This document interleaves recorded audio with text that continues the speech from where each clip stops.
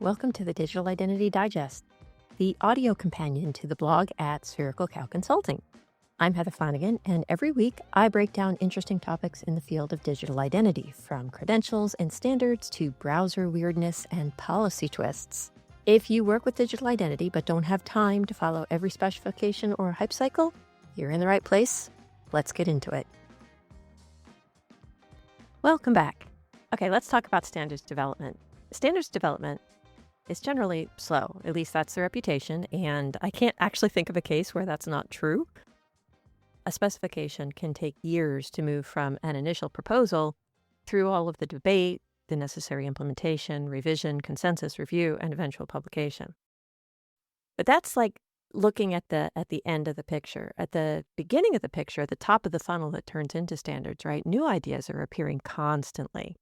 New drafts are published. Existing drafts change, similar proposals emerge in different organizations, conversations start in one group, then move somewhere else. Someone introduces a new term for a problem another community has been discussing for years.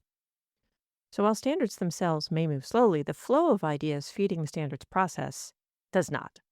And that creates a practical problem for anyone trying to follow what's going on in the world, because you cannot keep up with everything. I certainly can't keep up with everything, and it's kind of my job.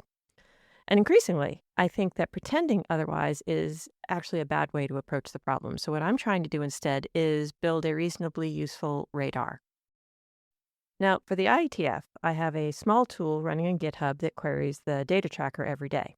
The data tracker is the platform the IETF uses to manage information about internet drafts, working groups, meetings, agendas, minutes, presentations, and all the other infrastructure surrounding the standards process. My tool, and there's a link to it in the written blog, looks for new and updated internet drafts that appear relevant to identity, AI, or the increasingly crowded intersection between the two. And every day it produces a report. I do not read every document in every report. That would simply turn one impossible task into another impossible task. So instead, I skim through the reports periodically and look for things that catch my attention. Sometimes the subject is already familiar. Sometimes several drafts appear to be circling the same architectural problems, and sometimes I recognize an author whose work I know, and sometimes the title alone is enough to make me wonder what on earth someone is proposing. And sometimes someone just makes me think, that could be interesting. And that's often the beginning of a much longer investigation.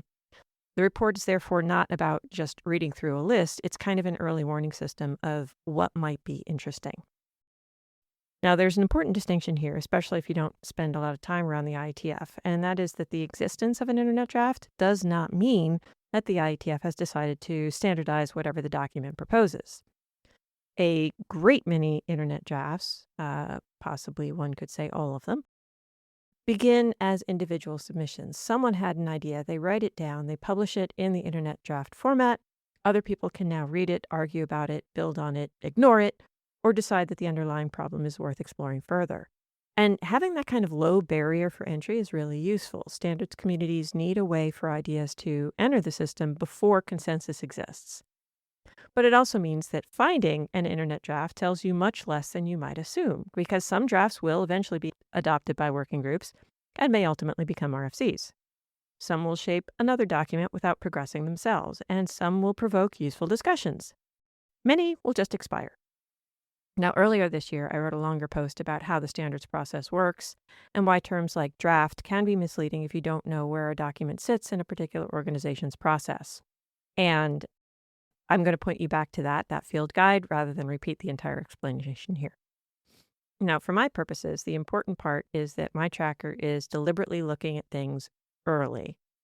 I want to see ideas before anyone knows whether they're going anywhere, because that, I think, actually has some utility, but it means that the results coming in have a lot of noise. Now, once a draft does catch my attention, that's where the interesting part begins. Who wrote it? Are the authors active in an existing working group? Have they presented the idea at an IETF meeting? Is there discussion on a mailing list or in the meeting notes? Are people debating whether the problem is worth solving, or are they already arguing about the proposed solution? Are there competing drafts, different ways to approach tackling a specific problem? Is someone suggesting the work go through a dispatch process because they don't know what to do with it, a birds of a feather session because there's several people interested, but they don't know what to do with it, or some other mechanism for figuring out where the thing belongs, right? Are there implementers actually involved? Does this connect with work happening somewhere outside the IETF, right? Those questions tell me far more about what's going on than the document itself. The draft tells me someone cared enough about the idea to write it down. The surrounding conversation starts to tell me whether anyone else cares, and that distinction is important because awareness and understanding are not the same thing. So my tracker makes me aware that something exists, but understanding why it matters, whether it matters, and where it might be going still requires context. Now, it's tempting to think that this is exactly the kind of problem AI should solve. There's too much information, and machines can process more information than people can. Therefore, hand the whole thing to an AI system and ask them to tell you what matters. I'm not convinced. Automation can reduce the cost of discovery enormously, right? It can detect that a document has appeared. It can compare versions. It can extract metadata, right? It can find keywords. It can group related material. It can summarize documents and help narrow down where I should look next. And all of that is very useful. But deciding what will become important is a very different problem. A technically interesting individual draft might go nowhere at all. A boringly titled document inside an active working group might quietly become critical infrastructure. A proposal that does not use the word identity may have enormous identity implications, right? Work on delegation, authorization, provenance, credentials, agents, trust, attestation. I mean, there's this huge list of words. All may intersect with the same architectural questions without sharing the vocabulary I happen to put into my search query. Now, the opposite happens too, right? And that's that a document may contain every keyword I'm watching and still turn out to have very little relevance to the issues I care about. As it turns out, people working at the application layer don't necessarily talk about things in the same way or mean the same things as someone working at the network layer, and yet the words are the same. So I've intentionally designed my report to be kind of noisy, right? I would rather discard the false positives than build a beautifully precise filter that quietly hides something that I might have wanted to notice. So the machine is doing a first pass, but the judgment comes from me. And there's another part of this experiment that deserves some attention, particularly from people in leadership roles and standards organizations. I can do this with the IETF because the IETF makes this remarkably easy to do. The data tracker exposes an API. That means I don't have to scrape web pages or manually maintain my own database of documents and groups. I'm not stuck with the noise of every GitHub issue known to mankind, right? I can query structured information that the IETF already maintains. This is a form of openness that I think we should talk about more, right? Standards organizations quite reasonably spend a lot of time thinking about transparency. Are the specifications public? Can people attend meetings? Are mailing lists archived? Is the process documented? Can someone tell how a decision was made? All of those questions matter. But there's another question becoming increasingly important. Can people build tools on top of the information the organization already publishes about its work? Right? The W3C also has an API. I don't think it's quite as well documented. And adding to W3C activity to my tracker is on my list of things to do.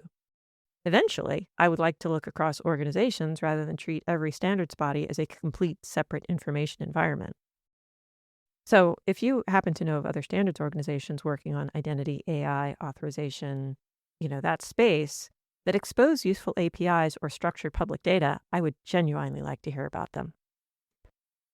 Now, even with more sources, right, there's going to be plenty that I miss because some ideas will start in research groups and some may begin in industry consortia and some may be in those noisy GitHub issues. I don't know. Some will emerge from hallway conversations, workshops, company discussions, or informal communities before anyone writes anything resembling a specification. Terminology also changes constantly, right? And institutional boundaries do not help much either. A problem involving AI agents might involve authentication in one organization, authorization somewhere else, credentials in a third, and security architectures in a fourth. And there's no query in the world that's going to make that depth of information tidy, right? So completeness can't be the goal. The goal is to make one part of an enormous information environment at least that much more manageable. Now, I used to think that being good at following standards meant knowing what was happening everywhere. I don't think that's realistic anymore, right? What matters more is having enough awareness to notice when something deserves closer attention, enough understanding of the process to distinguish an interesting proposal from emerging consensus, and enough consensus to know where to investigate next. That does require accepting that you're going to miss things. Everyone does. The standards world is just too large to fit inside any one person's head, right? So a useful radar doesn't solve that problem, but it does give you a better chance of seeing the interesting blip before it disappears over the horizon. So this may be a thing that you will want to do for yourself. You may have different areas of interest that I do, but building these kind of radar tools is actually a lot easier than it used to be. So I highly recommend you think about it. Look at what I've done, adapt it for what you need, or if what I have happens to work great for you, keep up with that, and that will, you're more than welcome to. Thanks for your time. Talk to you next week.